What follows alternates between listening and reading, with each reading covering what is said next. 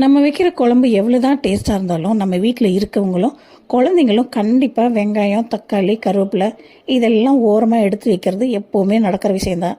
அதெல்லாம் பண்ணக்கூடாதுன்னா இன்றைக்கி நம்ம வதக்கி அதை அரைச்சிடணும்.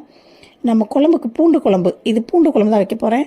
பூண்டு குழம்புக்கு நம்ம எந்த அளவு எடுத்து வச்சுருக்கோமோ வெங்காயம், தக்காளிலாம் அதில் பாதி அளவு போட்டு நல்லா வதக்கிட்டு மிக்சி ஜாரில் அரைச்சிடணும். அதோட மிளகு, சீரகம், மல்லி இதெல்லாமே நம்ம வறுத்து அரைக்கணும். அரைச்சதுக்கு அப்புறமா நம்ம மீதி வச்சுருக்க வெங்காயம், வெள்ளைப்பூடை நல்லெண்ணெய் ஊற்றி நல்லா வதக்கிட்டு இந்த பேஸ்ட்டை அரைச்சிருக்கிறத அதில் மிக்ஸ் பண்ணிடணும். இதுக்கு நான் சாம்பார் பொடி போட்டிருக்கேன். ஏன்னா மசாலாலாம் சேர்த்து நிறைய அரைச்சதுனால சாம்பார் பொடி மட்டும்தான் போட்டிருக்கேன். ஒரு எலுமிச்சம்பழம் அளவுக்கு புளியை கரைச்சி வச்சு அதையும் ஊற்றிக்கணும். இப்போ நம்ம அரைச்சிட்டதுனால இதிலேருந்து எடுத்து போடுறதுக்கு சான்ஸ் கிடையாது. அதனால் அது எடுத்து வச்சாலும் கொஞ்சம்தான் இருக்கும், அதை நம்ம சாப்பிட்டுக்கலாம், ஒன்றும் பிரச்சனை கிடையாது. சூப்பர் டேஸ்ட்டில் இருக்கும்.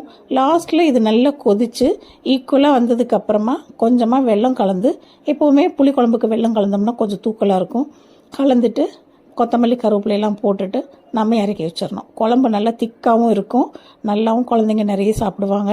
உப்பு, உரப்பு, காரமெல்லாம் குழந்தைங்களுக்கு ஏற்ற மாதிரி நம்ம அட்ஜஸ்ட் பண்ணிக்கணும். எல்லாருக்குமே ரொம்ப பிடிச்ச மாதிரியான வாசனையான குழம்பு தான் இது.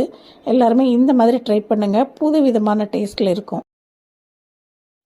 இந்த பூண்டு குழம்போட காரத்தை பேலன்ஸ் பண்ணுறதுக்கு எண்ணெய் ஊற்றி வெந்தயம், கடுகு போட்டு தாளிச்சிட்டு வத்தல், சின்ன வெங்காயம் போட்டு நல்லா வதக்கிடலாம்.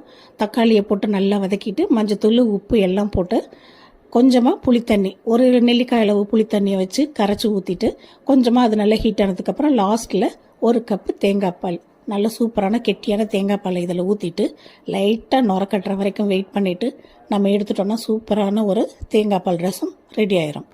ஏன்னா இதுக்கு தொட்டுக்கிறதுக்கு எந்த ஃப்ரை நாள் வச்சு சாப்பிட்லாம், செம்ம காம்பினேஷனாக இருக்கும்.